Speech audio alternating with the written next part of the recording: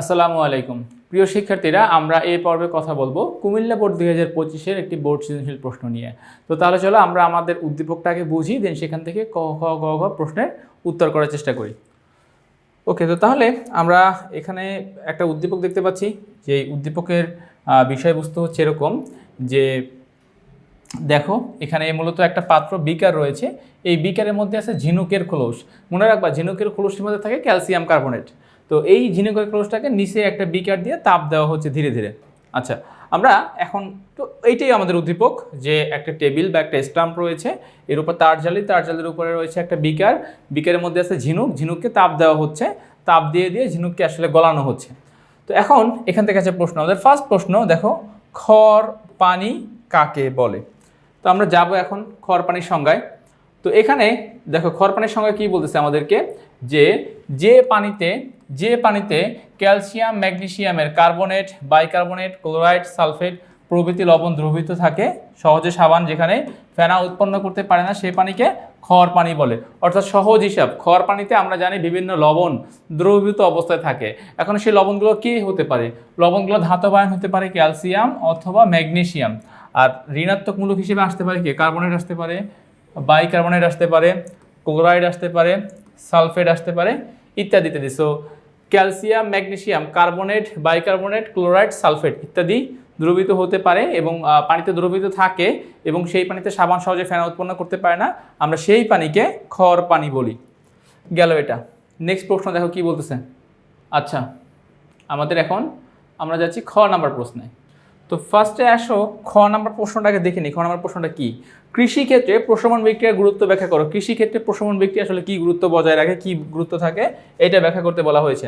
তো আমরা জানি যে কৃষিক্ষেত্রে প্রশমন বিক্রিয়া আসলে অনেক বেশি ভূমিকা রাখে।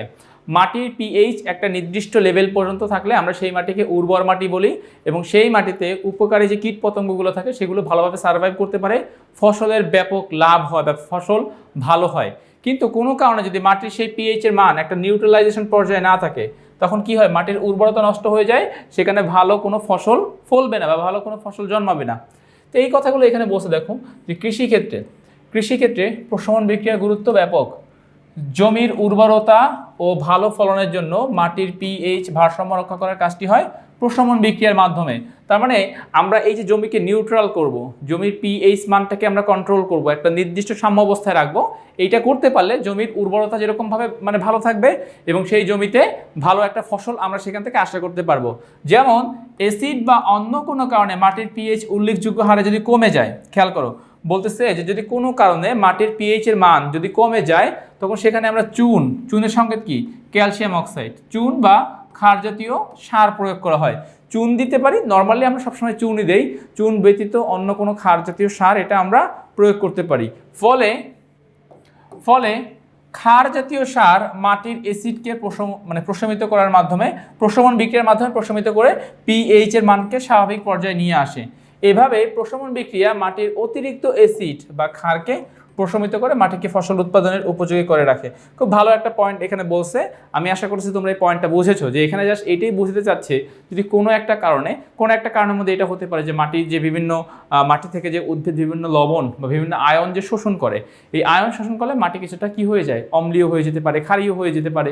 তো যদি কোনো কারণে অম্লীয় হয়ে যায় মাটি, তখন আমরা ক্যালসিয়াম অক্সাইড বা ক্ষার সেখানে প্রয়োগ করি। তাহলে মাটির অম্লভাব এবং এখান থেকে প্রয়োগ করা হচ্ছে ক্ষারীয় উপাদান ক্যালসিয়াম অক্সাইড। তাহলে এই অ্যাসিড এবং ক্ষার বিক্রিয়া করে প্রশমন বিক্রিয়া সম্পন্ন করবে, মাটিটাকে একটা নিউট্রাল পিএইচ এর পর্যায়ে নিয়ে আসার চেষ্টা করবে এবং মাটির উর্বরতাকে বৃদ্ধি করবে। ওই মাটিতে যখন আমরা কোনো ফসল বা কোনো একটা শস্য যখন আমরা রোপণ করব, তখন কিন্তু সেখান থেকে ভালো একটা ফসলের ভালো একটা ফলন আমরা আশা করতেই পারি। এখানে মূলত এই জিনিসটাই বোঝানো হয়েছে খ নাম্বার প্রশ্নে। তো এবারে যাব আমরা আমাদের গ নাম্বার প্রশ্নে। নেক্সট প্রশ্নে কি বলেছে দেখো, যে উদ্দীপকের গ নাম্বার প্রশ্নে যাচ্ছি। উদ্দীপকের প্রক্রিয়ায় উৎপন্ন গ্যাসীয় পদার্থটি অম্লধর্মী ব্যাখ্যা করো। এখন আসলে আমাদেরকে এখান থেকে জানতে হবে যে উদ্দীপকের প্রক্রিয়ায় উৎপন্ন গ্যাসটা আসলে কে হতে পারে। তো তোমাদেরকে বলছিলাম ঝিনুকের মধ্যে থাকে ক্যালসিয়াম কার্বনেট CaCO3। তো এই ক্যালসিয়াম কার্বনেটকে যদি আমরা তাপ প্রয়োগ করি, সেখান থেকে আমরা কি পাবো? সেখান থেকে আমরা পাবো calcium oxide plus carbon dioxide. তাপ প্রদান করার ফলে আমরা পাবো calcium oxide plus carbon dioxide. এখন দেখো, তার মানে কি উৎপন্ন গ্যাসীয় পদার্থটা আসলে কে? মূলত কার্বন ডাইঅক্সাইড। তো কার্বন ডাই অক্সাইড একটা অম্লধর্মী, জাস্ট বুঝতে চাচ্ছে যে কার্বন ডাই অক্সাইড একটা অম্লধর্মী পদার্থ। তো এই অম্লধর্মীটা এখন ব্যাখ্যা করতে হবে আমাদেরকে গ নাম্বার প্রশ্নে। আচ্ছা, তো আমরা এই কাজটাই এখানে করা হচ্ছে।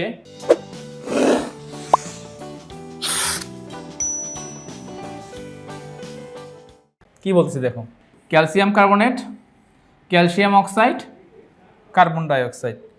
আচ্ছা, এবারে বলতেছে দেখো যে বিক্রিয়াটিতে উৎপন্ন গ্যাসীয় পদার্থটি হলো কার্বন ডাই অক্সাইড, যা অম্লধর্মী। এর কারণ এটি জলীয় দ্রবণে পানির সাথে বিক্রিয়া করে অ্যাসিড তৈরি করতে পারে, যেটা কিনা কার্বনিক অ্যাসিড। এই যে দেখো কার্বনিক অ্যাসিডের সংকেত H2CO3। তো কার্বন ডাই অক্সাইড পানির সাথে বিক্রিয়া করে কি উৎপন্ন করতে পারে? কার্বনিক অ্যাসিড উৎপন্ন করতে পারে। জলীয় দ্রবণে হাইড্রোজেন আয়ন সরবরাহ করে অম্লতা সৃষ্টি করে। তো কি বলতেছে, আমরা যদি একটু ব্যাখ্যা করার চেষ্টা করি যে আমরা এখান থেকে যেই মানে ঝিনুকের খোলসের মধ্যে আমরা কি পাবো? ক্যালসিয়াম কার্বনেট পাবো। ক্যালসিয়াম কার্বনকে তাপ দিলে কি পাবো? কার্বন ডাই অক্সাইড পাবো। ওই কার্বন ডাই অক্সাইডকে পানির সাথে মিশালে কি পাবো? কার্বনিক অ্যাসিড পাবো। সেই কার্বনিক অ্যাসিড আমাদেরকে কি দিবে? হাইড্রোজেন আয়ন দিবে। তো দেখো এটা কিন্তু স্টেপ বাই স্টেপ তোমাকে একটা যোগসূত্র তৈরি করতে হবে, ঠিক আছে? তো আমরা এইভাবেই আসলে এটাকে চিন্তা করতে পারি। দেখো তো কার্বন ডাই অক্সাইড আমাদেরকে কি দেয়? পানির সাথে বিক্রিয়া করে কার্বনিক অ্যাসিড প্রডিউস করে। এই কার্বনিক অ্যাসিড থেকে আমরা পাচ্ছি হাইড্রোজেন আয়ন দুইটা, অথবা একটা হাইড্রোজেন, এটা মাইনাস হবে, নেগেটিভ হবে। আচ্ছা, দুইটা হাইড্রোজেন আয়ন আমরা পাবো, অথবা এরকমভাবে হাইড্রোজেন আয়ন অথবা বাইকার্বনেট আয়ন, এভাবেও তোমরা চিন্তা করতে পারো। ওভারঅল আমরা হাইড্রোজেন আয়ন পাচ্ছি। তো এখন এখানে কি বলতেছে দেখো, এখানে বলতেছে যে এই জলীয় দ্রবণে নীল লিটমাস পেপার ফেলে দিলে দ্রবণ অ্যাসিডিক হওয়ার কারণে নীল লিটমাস পেপার লাল হবে। যে লালের কথা বলছে, নীল লিটমাস পেপার ফেলে দিলে সেটা কি হবে? লাল হবে। আমরা জানি অ্যাসিড নীল লিটমাসকে লাল করে, আর ক্ষার লাল লিটমাসকে নীল করে, ঠিক আছে? ওকে, যেহেতু কার্বন ডাই অক্সাইড এর জলীয় দ্রবণ প্রোটন সরবরাহ করতেছে, মানে হাইড্রোজেন আয়ন দিচ্ছে, অতএব এটি নীল লিটমাসকে লাল করবে। সেহেতু কার্বন ডাই অক্সাইড একটি কি? অম্লধর্মী অক্সাইড। তার মানে সহজ হিসেবে আমরা এটাই বুঝলাম যে আমাদের অ্যাসিডের যে বৈশিষ্ট্যগুলো আছে, অম্ল বা অ্যাসিডের বৈশিষ্ট্য কি? জলীয় দ্রবণে তোমাকে হাইড্রোজেন আয়ন সরবরাহ করতে হবে। তাহলে এই যে দেখো, এই জলীয় দ্রবণে আমাদেরকে হাইড্রোজেন আয়ন কিন্তু এখানে সরবরাহ করা হচ্ছে। হাইড্রোজেন আয়ন এখানে আমার সরবরাহ করা হচ্ছে, নাম্বার 1। নাম্বার 2, তোমার নীল লিটমাসকে লাল করার ক্ষমতা থাকতে হবে। এখানে এই যে জলীয় দ্রবণটা আমরা পাচ্ছি, এই জলীয় দ্রবণ কিন্তু নীল লিটমাসকে লাল করতে পারবে। তো সেই সক্ষমতাও তার আছে। তো যেহেতু বোথ সাইড থেকে আমরা পজিটিভ সংকেত পাচ্ছি, সে হাইড্রোজেন আয়ন যেভাবে দান করতে পারতেছে, আবার নীল লিটমাসকে লালও করতে পারতেছে। উভয় ক্ষেত্রে আমরা বলতে পারবো যে হ্যাঁ, এখানে যে ঝিনুকের খোলস থেকে যে গ্যাসটা পাওয়া যাবে, এই গ্যাসটার জলীয় দ্রবণের প্রকৃতি কীরকম হবে? অম্লীয় হবে। ব্যাস, আমাকে গ এর জন্য এইটুকু প্রশ্ন লিখলে আমাদের গ এর অ্যান্সারটা অ্যাপ্রোপ্রিয়েট হয়ে যাবে। তো এবারে চলো আমরা যাচ্ছি আমাদের ঘ এর প্রশ্নে। ঘ নাম্বার প্রশ্নে কি বলেছে দেখো, যে উদ্দীপকের বিক্রিয়ায় তাপের শোষণ ঘটে, সমীকরণ সহ ব্যাখ্যা করো।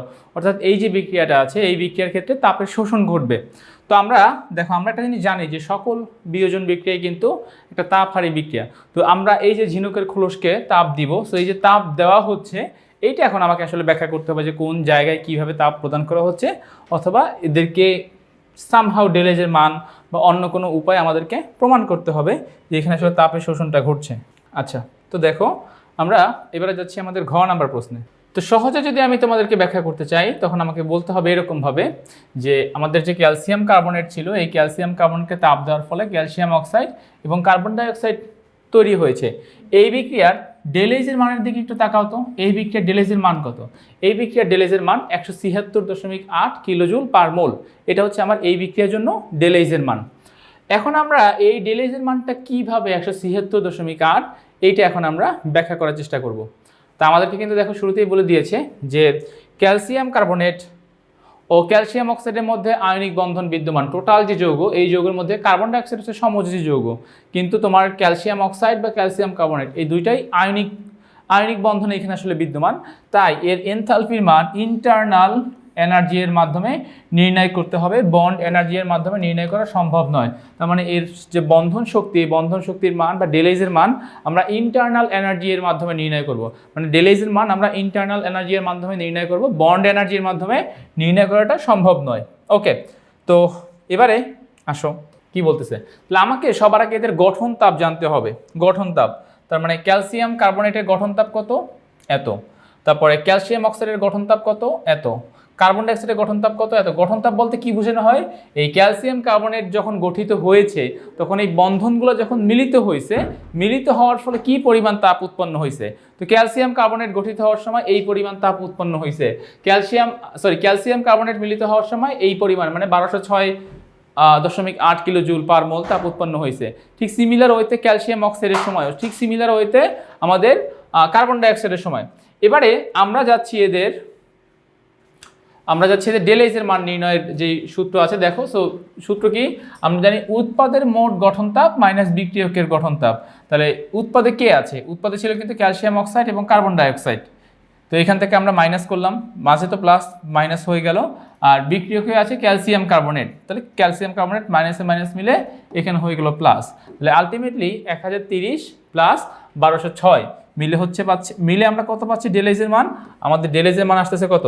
176.8 কিলোজুল পার মোল। অতএব এখান থেকে যেহেতু আমাদের ডেলএইচ এর মান পজিটিভ আসছে, তার মানে বলা যায় যে আমাদের টোটাল বিক্রিয়াটা হবে একটা তাপহারী বিক্রিয়া। তো আমরা এরকমভাবে